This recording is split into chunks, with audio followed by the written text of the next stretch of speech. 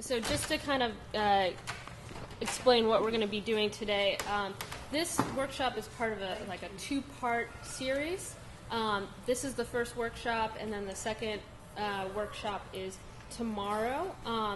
And so this is kind of different from what we normally would do at a conference like this. Normally we would kind of present on the United Workers, our history, the Human Rights Zone campaign that we're currently fighting right now. But because of the conference being the mobilizing and organizing from below conference, and feeling like that this was a space where people wanted to share organizing strategies and different models. And so we thought we're going to do something a little different and actually kind of unpack our organizing model and kind of situate where the United Workers is coming from. And so this will be kind of an overview of of the model, and then kind of breaking it down how it concretely gets applied to our work. So United Workers, we're a human rights organization fighting to end poverty. We're led by low-wage workers to end poverty, with the understanding that these are the people that's going through it. These are the people that's going to be able to get us out of it. We're dependent on others outside for so long, and nothing has changed. Actually, there has been change for the worse. So we focus on developing leaders from the ranks of the poor through human rights education and by securing economic human rights for all. So in 2002, we got started by just a conversation. There were guys in a homeless shelter, which used to be a firehouse, abandoned firehouse turned homeless shelter. These guys started having these conversations, asking questions like, how is it possible that I am working, I am employed, but I still have to live in a homeless shelter? I can't afford to take care of myself. So from those conversations, the United Workers were born. 2002, we launched a living wage campaign at Camden Yards. 3 years later, we were successful in winning that campaign. So we secured living wages for the cleaners at the stadium. I happened to be one of those people that was working down at the stadium. I came a little bit after. I came in 2008, in the beginning of 2008. So in 2008, we marched from Camden Yards to the Inner Harbor and declared it a human rights zone. A year later, the Inner Harbor workers decided to move their demands to the top of the profit chain, which are the developers. So when we got to the harbor, we attempted to have a dialogue with some of the restaurants and some of the shops down there, and they pretty much ignored us. Even better than that, they threatened their workers. If you participate with this organization, we're going to shut down. So the workers thought it would be better to go to the developers, who actually control what's going on at the harbor. So in 2 years later, we did a mass ladder drop, and we did that on GGP's property at the gallery. Anybody familiar with the gallery at the Inner Harbor? So it's one of their most profitable malls in this state. So we did a mass letter drop. It was copies of letter that was mailed to them a year before, in 2010. Again, we were ignored, so we're ramping the pressure up by doing letter drops. And our first one was last year. Stop, please. So this is a quote by David Zion. He's an author, editor, in The Nation. The progress made on a living wage for day laborers could open a new chapter in grassroots labor organizing, not seen since the early days of Dr. Martin Luther King Jr.'s Poor People's Campaign. A model that puts the poor in charge of movements to fight poverty. Now, this is a known guy. This guy is known pretty well around the country, and is well respected. So him saying this actually carried a lot of weight. And it was just an observation. Like, he doesn't know us personally. He observed what we were doing and, made this observation. Next slide, please. So I think one reason why we put that quote in is because Dave Zion talked about Martin Luther King's Poor People's Campaign. And I think that kind of connects to the root of where the United Workers and our organizing model is coming from. And so, so I've put together this slide with a bunch of different images to kind of show what are the different influences. So up at the top there, we've got Harriet Tubman, a leader in the Abolitionist movement. You can see we've appropriated her image on our T-shirts. And, you know, Harriet Tubman was from Maryland.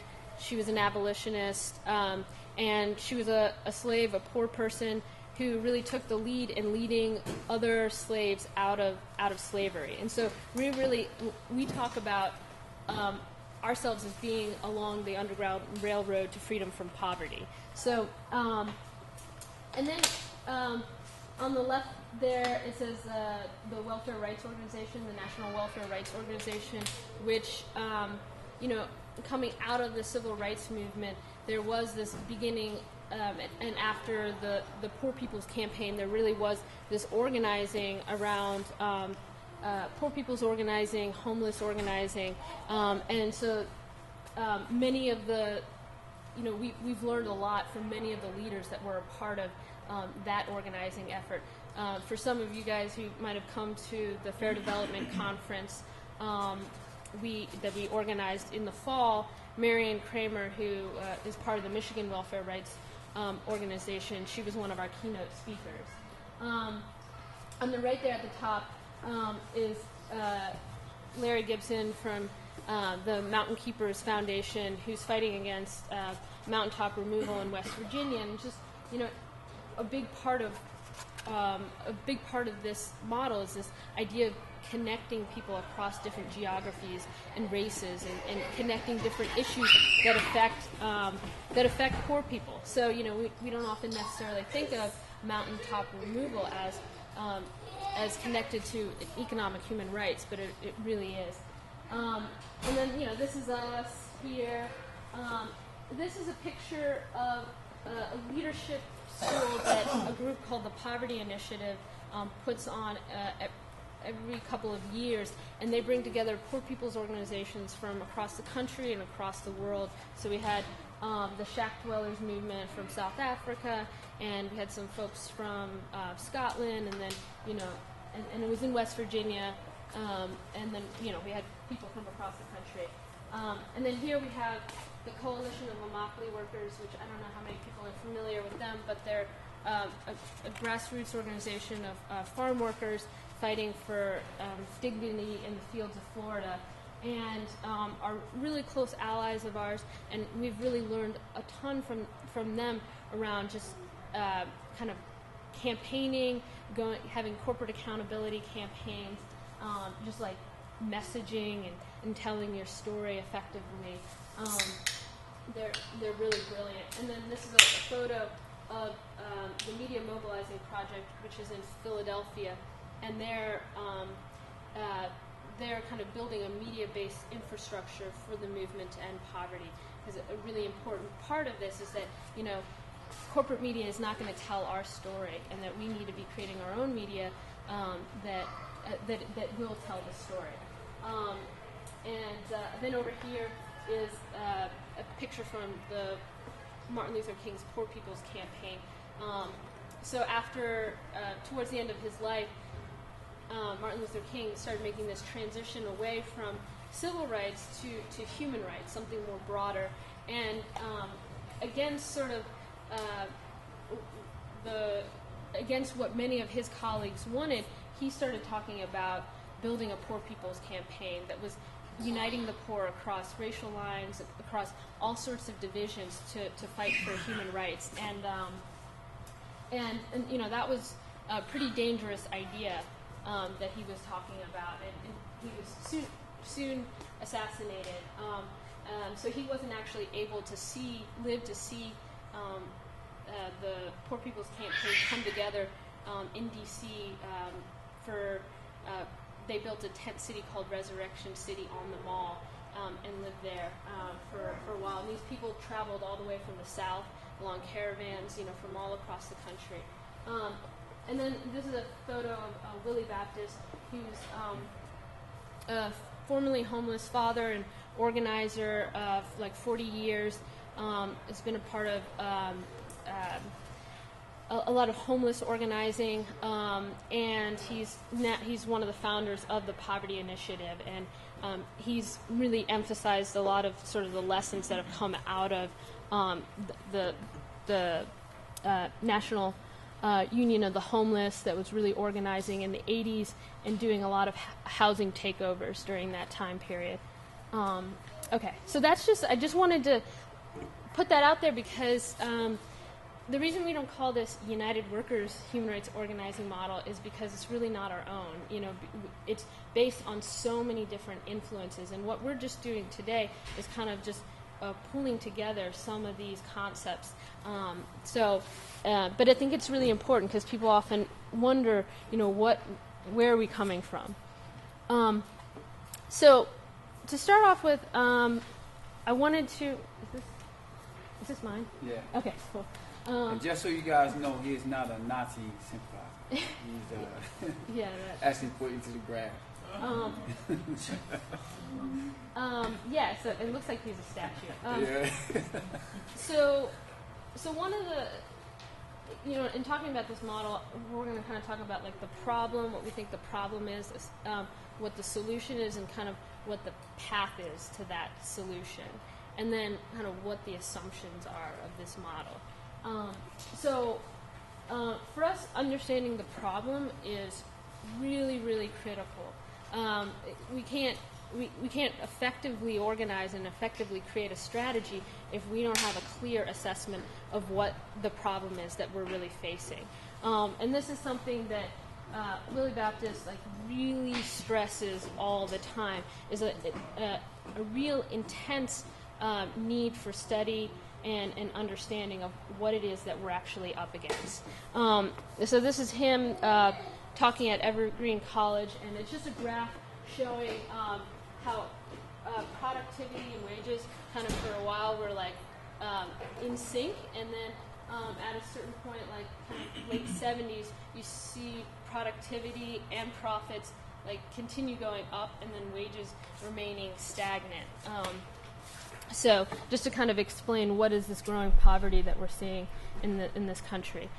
So the problem in our assessment is a political, economic, and social system that produces poverty and inequality. Another part of the problem is the disorganization of the poor across very historic barriers. So race, class, geography, language, sex, etc. Have just historically been used to divide people in this country. And then just very simply the belief that poverty can't be ended. That for us it's not let's just alleviate poverty, or let's make poverty, let's end poverty for this group of people. There's a campaign that exists that's about reducing poverty by a certain percentage or something like that. Which percentage do I get to be in? Which percentage do you get to be in? So for us, it's ending it for everyone. So the path. For us, it's really critical to unite the poor across these historic barriers of race, class, geography, language, sex. I think, as race, as you pointed out, is this really powerful tool that's used, and often you see it in these labor contexts, really, really used. Class, we threw that in there too, because I think particularly right now in this country, we see growing levels of poverty, and we see what people are calling kind of the new poor, and this really need to unite the old poor in the new poor, and not to create divisions along those lines either. And then geography. There's a lot of organizing that tends to happen in urban centers, while rural and more suburban areas don't kind of get the same sort of organizing. Essentially ceded, really, actually, to the right. And so people fighting for social and economic justice are kind of organizing around the perimeters of this country, and then and then more conservative elements have kind of are organizing in this middle area. So that we think needs to not be the case. And then language, sex, etc. For us, a real focus on political education and leadership development. That the most valuable resource that we have as a movement are the leaders of that movement. If an organization,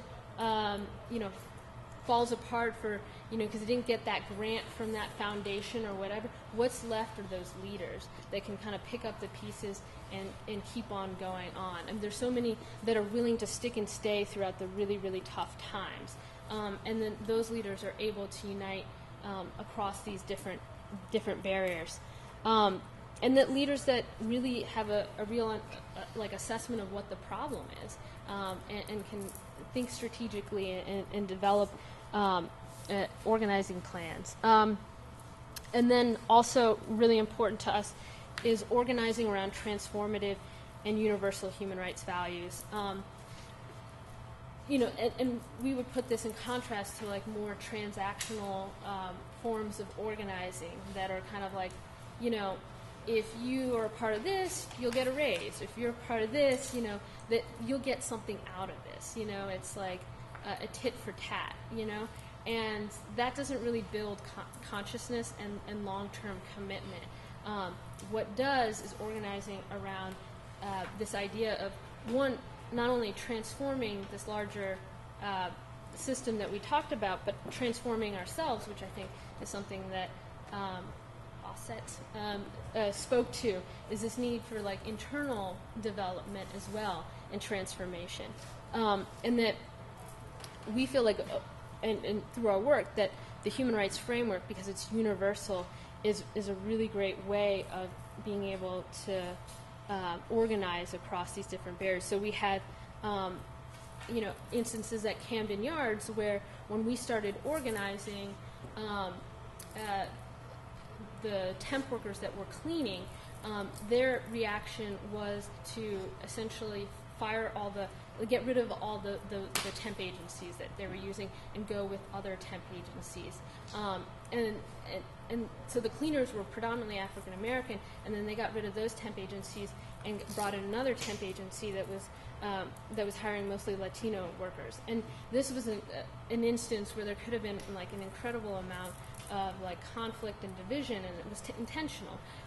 But because we were the way we were talking about this around, this is fighting for everyone, regardless of your race, your documentation, any of those things, and that people coming together and sharing their stories and hearing each other's stories, we're able to relate and we're actually in this together and we're very connected.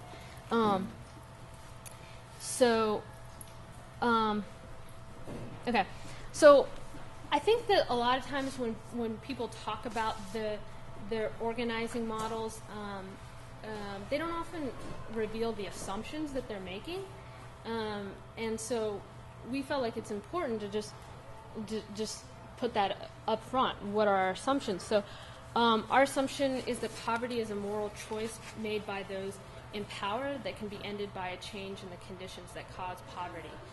So I think this may get to maybe what you were talking about, that there are people involved in this system that do make choices that perpetuate this system, and that people are motivated by moral beliefs and transformative values.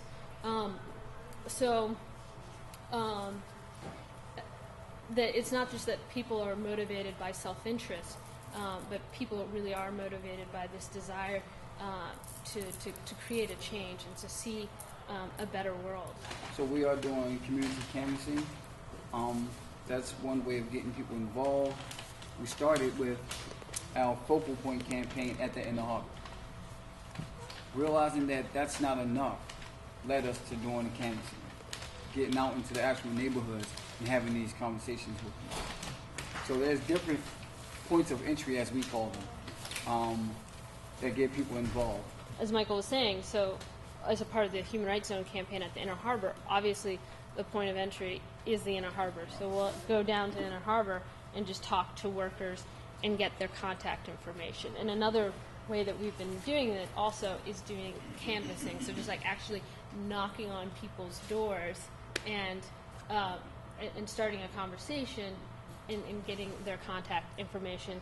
And then the follow-up from that, so okay, we got their contact information, we know who this person is then to go and do a one-on-one home visit. So we'll go to that person's house and we'll knock on their door, and if they're home, we'll ask if we can talk to them, and we'll have like a 15-minute conversation with them where we ask them, you know, to talk to us about the working conditions, what it's like at the Inner Harbor, or, you know, if they're from the community canvassing, to talk about, you know, what are some of the struggles that they're confronting, whether around housing or healthcare or education or different things that are going on in people's lives, and just listen and hear what people are talking about, and then connect that to what we're doing.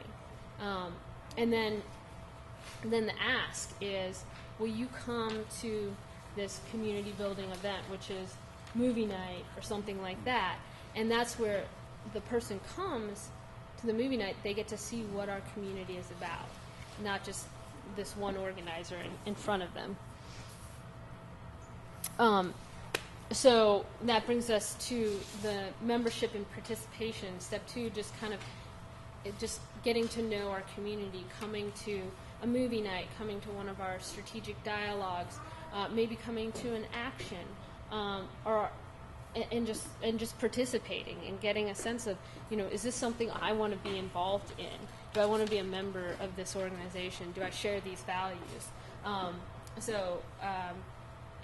that can be, you know, a really great opportunity to meet other people, to hear other people's stories, and to share your story too, and to see that you're not alone. That like testimonial and hearing from other people is really critical.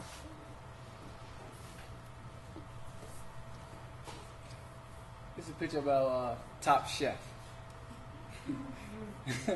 But and they're actually back there in that kitchen back there, preparing a meal for a strategic dialogue that we were having. But this is we see our organization as a school.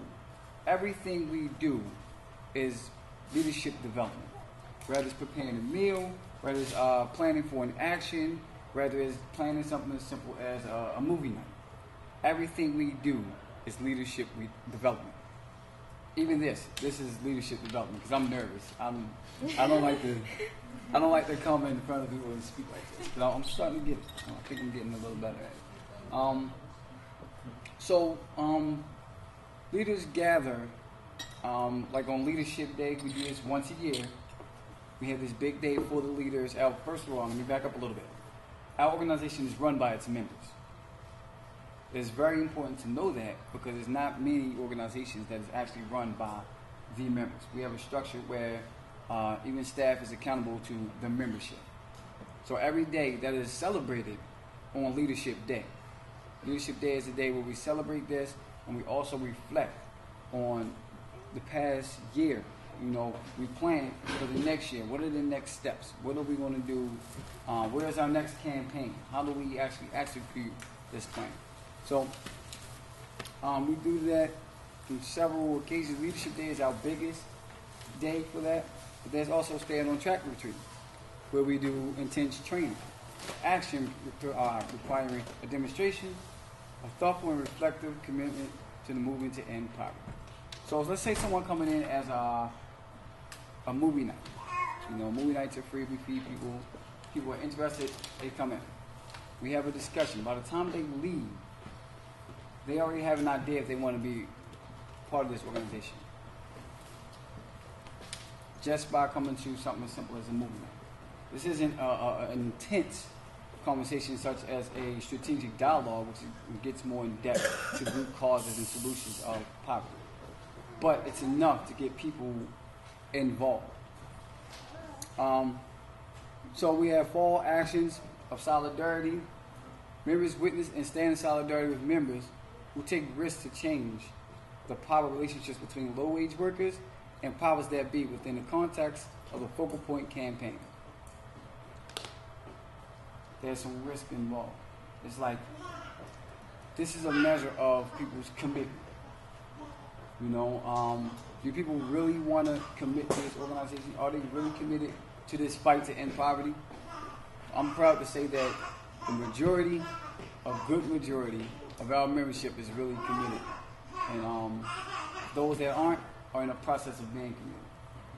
So Yeah, I'm actually proud to say and this is like another stage where like we have different like teams that kind of carry out the work of the organization. So we've got an action team and a media team and a fundraising team and an organizing team, and those are all teams where they include actually members and allies of the organization, and you know, they meet and they develop plans, and they, you know, so it's kind of a deeper, beginning to be a deeper involvement within the organization.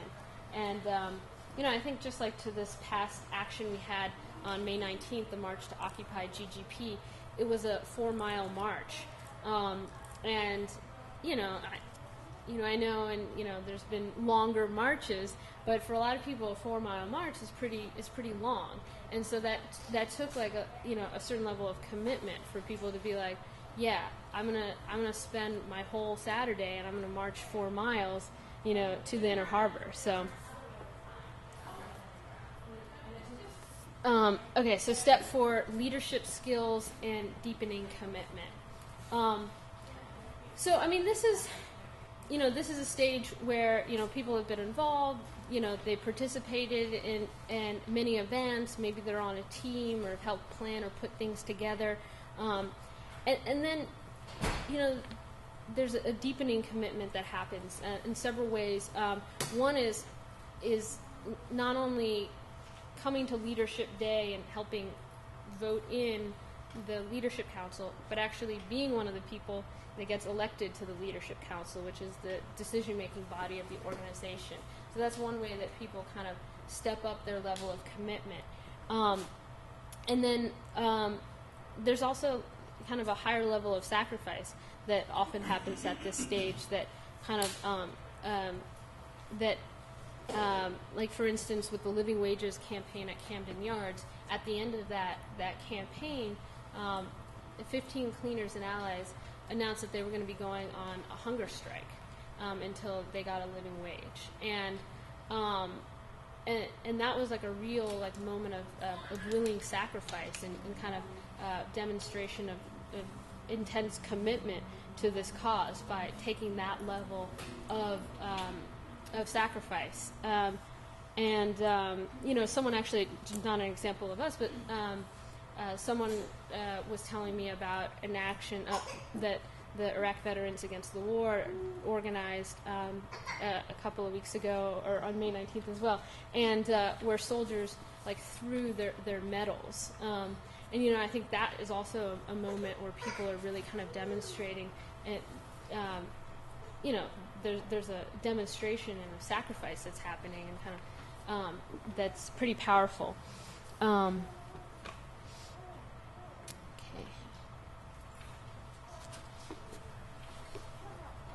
So, we spoke earlier to action or activism is just not enough to win this fight to end poverty. There has to be some scholarship involved with that as well.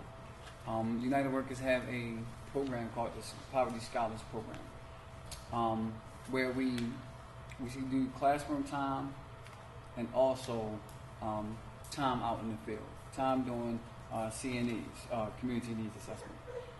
Time going out and speaking to people at the Inner Harbor and experiencing firsthand what it's like to be an organizer. So the first program is 1 year, and there's a second part to that, which is a higher level, but pretty much the same thing, just at a higher level. So scholarship, and from this, members move on to become organizers. They become leaders to actually produce more leaders, because this is what it's going to take. We all know, cut the head off the body shall fall. We are an organization made up of many leaders. And that's what this entire fight has to be. Many leaders. Keeps us flexible, keeps us going. If one thing should happen to one leader, there's always more to keep things going. As Michael was saying, kind of like the highest level of leadership is really is at the point where you're developing other leaders. That it's not just about your own development, but you're seeking out and identifying people, bringing them in, and encouraging their development. And this takes, it takes, having, we believe to be a really effective leadership organizer, it really takes having an analysis of the problem, understanding, the history of social movements, knowing kind of these understanding these leadership development processes, all of this. And so that's why the Poverty Scholars Program is really great, because it gives people the opportunity to develop those skills so that they can be leadership organizers and potentially paid staff. Now, not everyone can be paid to be a part of the movement. If we had that many resources, then we probably wouldn't be talking about this problem right now. But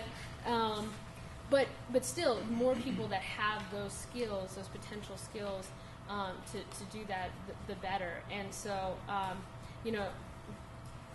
being a part of the staff collective and being a leadership organizer, is a high level of leadership and responsibility. But there's a process that one has to take to get to that point where you have those skills and that understanding to be able to effectively execute that work. But I mean, Michael was in the Poverty Scholars Program and is now part of the staff collective. And I can tell you, starting out, I did not think I would be an organizer.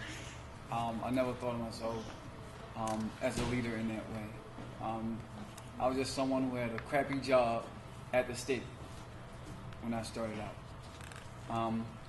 Through this program, I was able to have the confidence and learn the skills needed to turn out other leaders, to be able to go and knock on someone's door and have an in-depth conversation of the problems that people have, in our society. To be able to go down to the harbor or anywhere, through presentations and things. Again, I'm still in the process of learning, but I think we're on the right path. I feel a lot more confident and sure of myself than I did when I started. So, it's a great program.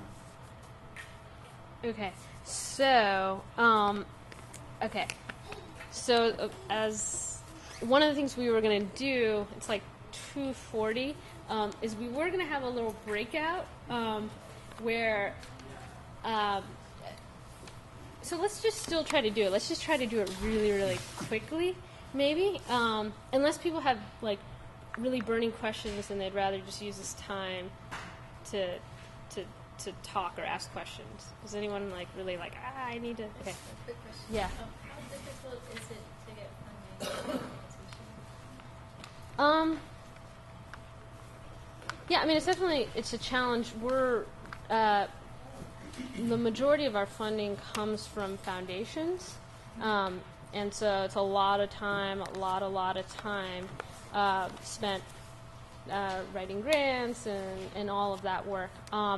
But we're really trying to move beyond that and not be so dependent on foundations. And so we're starting a dues process with members, just people giving what they can, and also we have a sustainers program where people give monthly to the organization. So, I mean, we've been really kind of building that up, and so we've made some good progress in the last year or so. Yeah, I mean, it's finding resources is always a challenge, certainly. We let people know that the issue that they're having, whatever it is, housing, food, they can't afford food, or clothing, whatever, that issue they're having isn't theirs alone. That issue they have is shared with the majority of us in this society. And that issue can be alleviated if we work together and break the systems that allow that to happen in the very first place. Yeah, I mean, and we're a human rights organization. We're not a union. So we just, how we've chose for our point of entry to be is through the workplace.